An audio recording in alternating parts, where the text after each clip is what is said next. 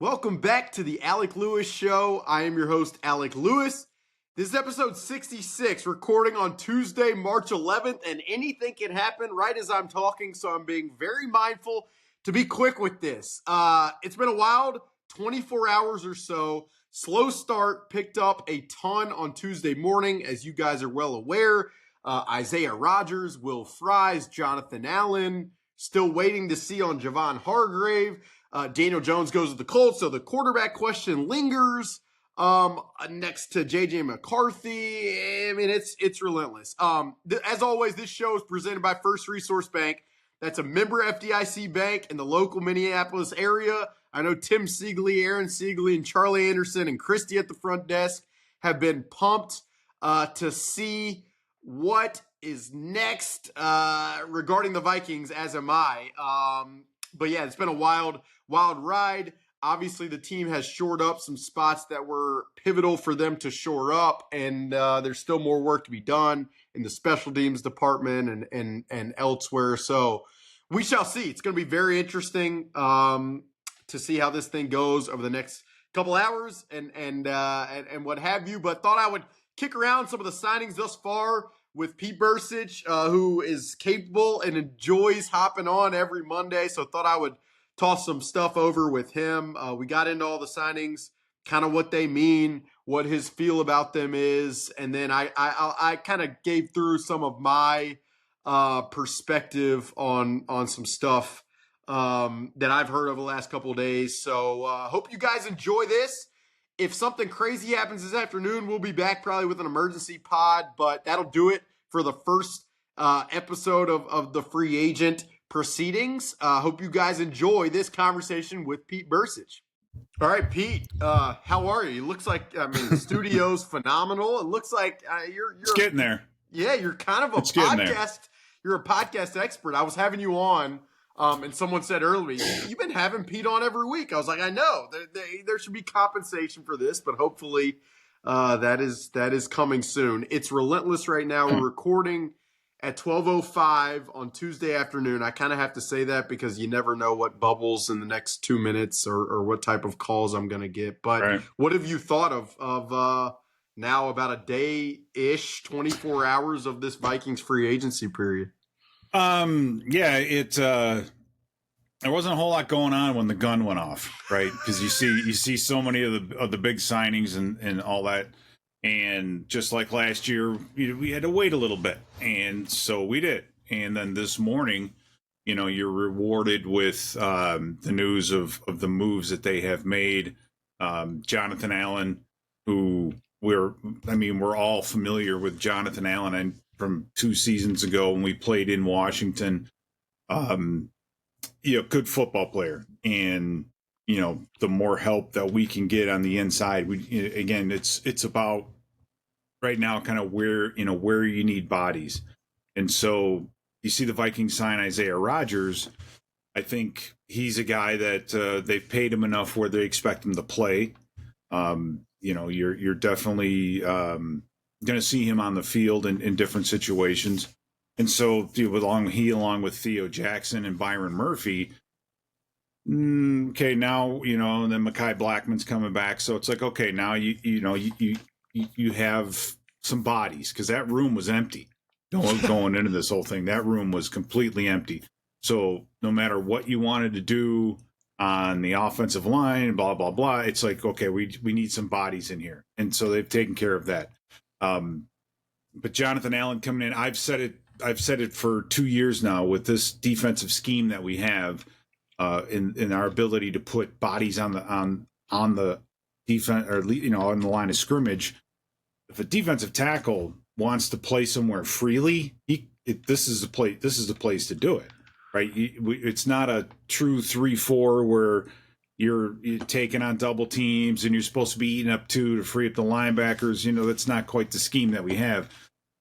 So Jonathan Allen, and then whether or not Javon Hargrave, whether or not that works and that happens, that's another huge point. For this defense. I think we saw guys like Blake Cashman kind of wear out as the season went on. We definitely saw Harrison Phillips start to wear out, and this is where everybody is going to get better. right? Bullard, all those guys that you have up front are going to get better because you have other guys that could take some heat off them. Now, schematically, my big thing is if you broke our defense down by personnel and what we did in efficiency, very efficient on third down with all the sub packages, good job as far as first and second down, I think against the run.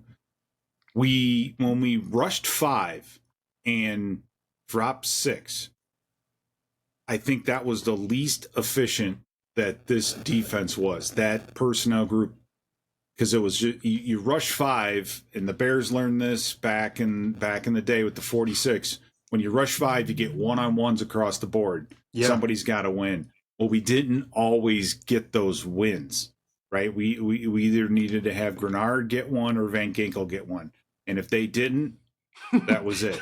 The ability now for one of these guys up front to win, the likelihood of that is huge. So I expect to see more of that out of our defense. So it's the old saying, the better your players are, the thinner your playbook should be. You don't need to draw up all kinds of fancy schemes to get Jonathan Allen, or Javon Hargrave free. These guys are going to be able to do it on their own. Yeah. So in that regard, I think it's going to help in that scheme where I think we need it most. And again, the more pressure you get on the quarterback, the better the DBs are, period. I mean, as a group, you're going to take so much pressure off of them. They're not going to have to cover for 5-6 seconds. It's a big deal. So, really, we lost Bynum. 2 years, I think Flores' first season, Bynum was a huge part of this defense. Tons of one-on-one tackles, tons of, zero looks and all that. Last year, not so much. A lot more time spent just dropping in the deep half so my point is I think his position is a little bit more easily replaceable than it was from 2 seasons ago. And Byron Murphy, hey, you got a guy who's used to the system, used to the weird things that, different things that we do, playing safety sometime. Exactly. Doing some different things. And so that's a huge fit. And then, I mean, we haven't even gotten to the offensive line. Holy cow. Yeah, well, I'll unload the clip a little bit. I mean, you mentioned, and we start Jonathan Allen. Like, you could tell coming out of Indy that they were going to be very, they preferred to add at least one interior defensive lineman. That was a clear priority for them because of what you're talking about, the exponential effect it has on the rest of the front and even the back end. I mean, I like you envision a 5-down group, including Jonathan Allen, including Javon Hargrave, who at the time of this recording, it's not dumb, but I've had people say they kind of expected to get there. But you imagine those 2 guys with their Grenard, with the Van Ginkel, with the Dallas Turner, those guys running stunts in games with Ivan Pace and Blake Cashman, who were great pass rushers in their own right. I mean, it's very enticing. You mentioned Isaiah Rodgers, who was the first signing, and he's a slighter cornerback. I think he's like 5'10", 170. I watched some film of him last night playing against the Rams this past year when Darius Slay went out in the second half of that game. And though he is slight, he is competitive. You saw that against Puka Nacua. And I don't know how many people know this, but the Vikings were very in last year on Zach Bond. Like, they were very intrigued by him and the type of player he was. And ultimately, he signs with Philadelphia. But I think there is a belief internally that Isaiah Rodgers could be a guy who was just very underused, and part of it was because he was suspended for gambling in 2023, but who could really transition to be a key contributor. So it was very interesting to watch day one play out because, to your point, it was as quiet as it was. And even talking to people internally, like, I think there was a hope that it would be more active, but then you wake up this morning at 7:15 a.m. and things are rolling. And we'll get to Will Fries, the guard that they signed. I mean, 5 years up to $88 million. You pair him with Ryan Kelly, the center from Alabama. It's a lot of some of these guys are older. They've had injury histories, but in terms of production and experience and leadership, it's hard not to look at and just think about the core of your team down the middle and the strength that you hope this thing kind of would have become. And now you look at some of these agreements, and it's easy to envision it, isn't it? Yeah, and when you talk about Isaiah Rodgers, I think the key point with him is if you look at the past couple of seasons, we don't have a pipeline of draft picks Right. that are stepping in and counting on to start. So the ability to find someone like Isaiah Rodgers in free agency, give him a 2-year deal, $15 million. If he could become a very, very productive starter, then we're using our free agency as a farm team, right? Now, well, the theory is you go broke doing it. Yeah, it's not a sustainable model. But that's if you're paying top dollar, and you take a look again. Nobody could have predicted. I didn't. You saw Van Ginkel and you saw Cashman on film, and you're like, yeah, there were spots where these guys were, but they took they took it to the next level. Mm-hmm. And if Isaiah Rodgers does that as well, you've got yourself a good, solid starting quarterback. And it's a replacement of the draft. You bring in young guys who are first time free agents, and they still have a lot of life left to them. But if you're not drafting well, you got to find a way to still bring in, less expensive, good talent. And that may be the route that we're going, because we're certainly not going to be able to bring in a bunch of bodies this year with the draft. Right. And it's interesting. I've been asked a lot about Byron Murphy and the price tag. The reported numbers so far are 3 years, $66 million. But I have two thoughts on it. First, I want to see the real structure of the contract. Until those things kind of surface, it's hard to really assess the true value of the contract. And the second aspect is, since the tampering period began at 11 a.m. Monday, some of these numbers, I think, were drastically high compared to what expectation might have been. And Byron Murphy's fit in the system, you talk about it. He can drop in the deep half. He can play in the inside. He can play on the outside. He can blitz off the edge. And he knows the system already. So now you look at having a guy like him, having a guy like Isaiah Rodgers, who is young and capable of allowing you to play more man coverage than they were last year. And it's interesting. Yep. And then those guys might not have to cover as long, because to get back to the initial conversation, you have winners on the interior in a Jonathan Allen and potentially Javon Hargrave. And for me, it's like, yes, those guys are 30 plus years old. Jonathan Allen last year missed a chunk of the season with a partially torn pec.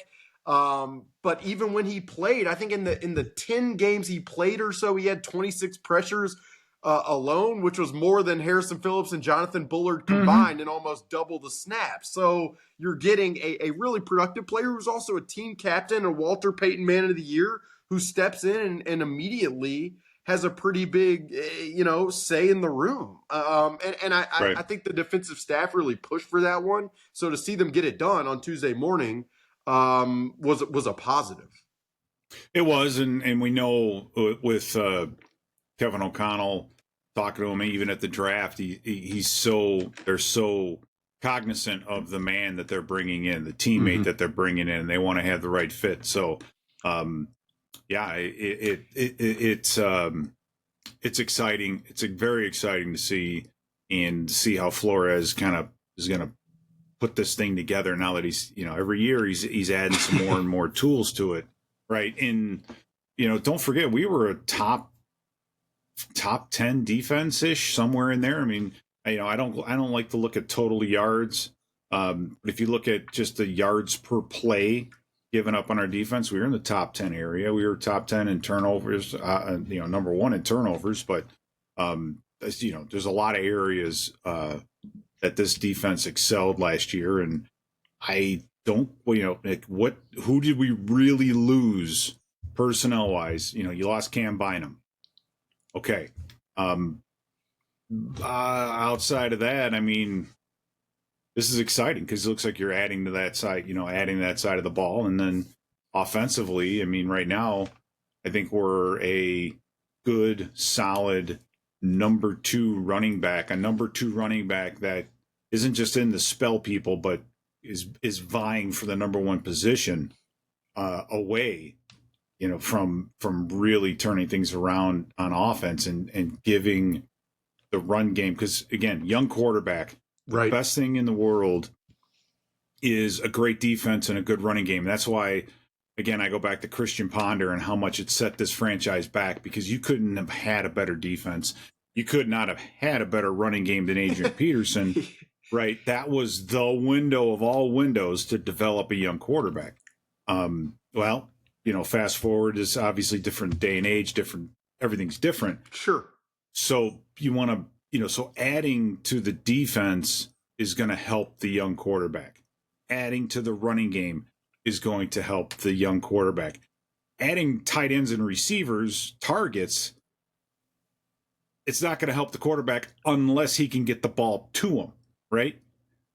You know what I'm saying? It's not like a revamping of the wide receiver core is going to, you need to have targets, don't get me wrong. But at the same time, what they're doing is, I think everything they're doing here is going to also help the young quarterback. Yeah, the one addition that was semi unexpected for me was Ryan Kelly at center. I mean, I obviously I know and knew that interior of the offensive line was going to be a priority, but Garrett Bradbury still had a year under his contract, and there hadn't been a move made with him. So to see Ryan Kelly sign for what has been reported to be 2 years, $18 million, that was very interesting. Have you watched any of the Colts tape? Have you watched him or No. Will Fry? No, you have not. Okay, I haven't had the ability yet to sit down and I know for the Vikings Entertainment Network we'll be doing a film room on all of these guys, which will give you the ability to do that and get a really good look at just how, what did Jonathan Allen look like last year when he was healthy and all those things. But yeah, the Ryan Kelly one, that could be a move that results in a cut somewhere, right? But again, this, I was on the radio at Seattle yesterday, and they were talking about Darnold and asking him, which version of Darnold are we going to get? And I said, well, just keep in mind the man was sacked 48 or 58 times last year. I think it might be the top number. I think it might be the one that's more. I'll look that up. And being able to see him, on the hoof every week, 48. What changed? Well, it's you can if you get hit that many times, and that's just sacked. We're not even talking about the hits and the pressures and the inability to follow through and all those things. It's going to affect you, and so that was, I think, the big. I haven't talked to Coach O'Connell and brought it up to him. I don't know if he'd even answer the question. It's just a matter of, I think he got beat up, and that just and again, it's not a quantum leap. It's all you got to be off is this much in this league, and we saw it in Detroit, right? Just off just this much, and the whole thing can fall apart. So I think. They're getting a good football player, and that if they can keep him protected, and Kubiak out in Seattle, he's a big play action guy, and so I think that's you see the Darnold fit. I think that's a good fit for them, and and the other thing I was thinking about too is there in the NFC North there are 8 starting offensive guards in this division. This year, 4 of them are going to be new. Think about that. Half the offensive guards in this division, and then so Detroit's gone. So the only guard that's going to be back will have one in Minnesota and then one in Green Bay, and that's it. Everybody else is going to be pretty much new. It's crazy. And I'd say, I'm not ruling out the idea that the Vikings could draft a guy who slides in the interior offensive line as well. So but you don't have to. No, it's right? not. I don't. That's right. the beauty of it. You don't have to really do anything.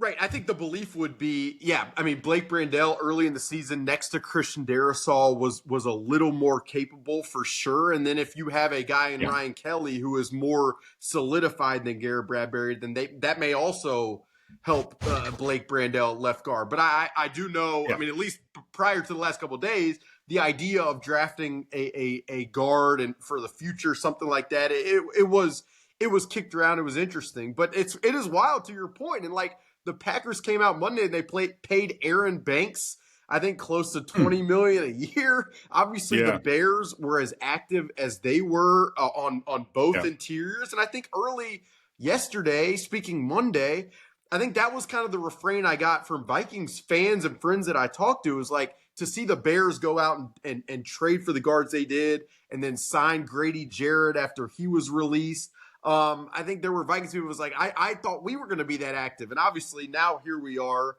in the afternoon on Tuesday, and you've seen what the Vikings done and see them come through on the priorities that they've discussed, which was expected for sure. And I think it's going to be interesting, to your point, to see with all this newness how it plays out, which of the signings were sharp and which were not. I mean, I mentioned this earlier, but I do think it's worth, just like it was last year, pointing out that a lot of the guys the Vikings have signed have navigated injuries, and keeping them healthy is going to be pivotal, just like it was with Grenard, Van Ginkel, and Cashman. But having done it in the past, I think you'd have optimism that it would work moving forward. But I can't wait. Yeah. I mean, you said you haven't watched Ryan Kelly and Will Fries. I really haven't a ton either. So I'm looking forward to just watching a Will Fries on film specifically and seeing how a 7th-round pick like he was has become what he became in Indianapolis. Yeah. Yeah, and I think if there's anywhere to do it, it's offensive line. I mean, we've got a linebacker that was an undrafted guy who's doing a good job, right? So it's a matter of coaching and technique, and there's so many things that go into it. So you mentioned Grady, is it Grady Jarrett Jackson that went to Chicago? Grady Jarrett. Yeah, I know I feel much better about Jonathan Allen or Javon Hargrave than I do about Grady. Watching him in the Atlanta film before we played him this year, he kind of disappeared. He's nowhere near. I mean, at one time, oh my heavens, that man was an absolute menace. I mean, not almost Dexter Lawrence type of a player, right? Just dominant in the middle. And you can see as the years go on that's changed a little bit.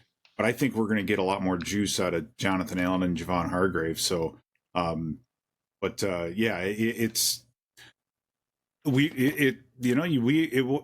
kind of funny. We sit here and look through it and evaluate it, and they've addressed everything that we've discussed. So far, so good. Now you just got to put it all together, and obviously the quarterback's got to play well.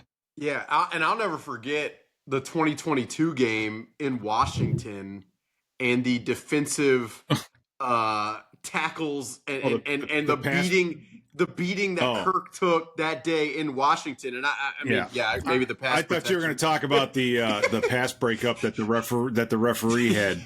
Yeah, when he knocked down Cam Bynum. Right. But the point was, Jonathan Allen that day and Daron Payne, I mean, those guys just were relentless in Washington on Kirk Cousins. No and question. I think, the hope would be that Jonathan Allen brings that level of juice. And I mean, you could see that it was a priority with them bringing him in for a visit. He's obviously represented by a Minnesota-based company in IFA. So, I'm with you. I came into Monday's legal tampering period expecting Sam Darnold to move on because I thought the Vikings wanted to maximize the resources around the young quarterback. I expected Cam Bynum to move on because of where he wanted his market to be. I thought they'd try to bring back Byron Murphy and Aaron Jones, and both of those have obviously happened. And then I thought they'd make a solid signing on both interiors. Again, the Ryan Kelly thing, I didn't know if I expected two interior spots to kind of be revamped, but it's going to be interesting. I mean, you mentioned the young quarterback, and I'm really curious who they're going to pair with him as the veteran option. You hear a lot of stuff, is what I would tell you. You hear a lot of stuff when you're in this role. Yeah. And it's going to be interesting to me because, I mean, you have the Jacoby Brissett's, the Marcus Mariotas, the Jameis Winstons. And I also think, I got to be honest, Pete, like I think about 2023 and the reality of when Kirk Cousins went down with his torn Achilles, and how quickly that season kind of evaporated, even though it was held alive by Josh Dobbs. Like, I know, I mean, we're all excited to see J.J. McCarthy, and they are internally, but this is a guy coming off a torn meniscus who's never played in an NFL game. And if they've spent all this money on a lot of these pieces and an injury were to happen, I mean, for it to just fall back on Jameis Winston would be pretty tough. At least me speaking for myself. So I'm curious, where you are with that spot. There's two. Well, I guess I'm in the same boat as you are, but on the other, on part of it is, I think in 2 years ago, they learned a lesson in that you need to have somebody ready to go. And thank goodness we had Darnold, right? Exactly. If we didn't have Sam Darnold. So who's the next Sam Darnold? Well, we thought that Jones was going to be that guy. He unfortunately, where did he go? He took a contract with Indianapolis. So, Daniel Jones is a guy that wouldn't be surprised if he got some coaching, stepped in and if he had to, and did a 4,000-yard bit. I trust Kevin O'Connell to find somebody, right? And this will be his decision. I mean, it will be his decision. If there's one thing I don't worry about how we draft the receiver position, and I don't worry about how we draft or develop quarterbacks. Really, I mean, it's like, okay, I'm not really concerned about it. I'm sure. Again, they're gonna. I mean, Nick Mullins looked as good as Nick Mullins can look under this coaching staff, and and I think anybody you bring in, any quarterback you bring in, is going to look their best. Now, I'm not saying bring in Aaron Rodgers or somebody like that. Just too much of a headache and too set in his ways and just on the decline. So what would your reaction be if they did that? Our situation isn't anywhere near like what the Giants are facing. The Giants right now, wow, that's unbelievable. I'm sorry, you're saying? What would your reaction be if they did bring in Rodgers? Yeah, I mean, I would have a lot of questions, but I mean, I have enough respect for what those guys have done to say, okay, well, it's going to have to be a fit, or it must be a fit, or Rodgers is fine with just buying into the system and teaching the young guy how to be a quarterback and be a leader and all those things. So, if that's the case, then I'm good with it. But it's just I mean, I wouldn't feel great saying he's our guy and not and that's it, right? Like if the Giants were to bring him in, we saw him in London. We saw him play twice a year for all those years in Green Bay. Mm-hmm. The quarterback we saw in London was a shadow of what he used to be. Now, I mean, to me, it was a drastic difference in what I saw that game versus in years past. I don't know. I don't think that that's a route to go. You're going to be stuck throwing three-step fade, three-step drop, three-step fade. The complete opposite, antithetical to what this offense wants to do. So again, but if they sign him, I'd be like, okay, cool, but I don't understand the match. I don't understand how this fits. So you're gonna have to explain that to us. He doesn't need to explain anything to anybody, but you know what I'm saying. There would be just a lot of questions. No question. Again, we have the right to, I think, as fans, to say, okay, as far as we go with drafting DBs and with offensive line and certain positions, you're just like, we've got some head scratchers that we've had to live through.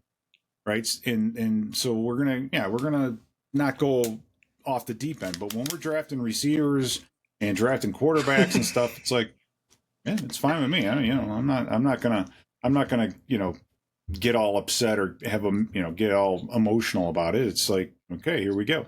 Yeah. No, and I think that's the perfect way to sum it up. It's like it is worth or and Flores getting a free agent, right? He brought in a bunch last year where we were all just like Van Ginkel, I've kind of heard of him.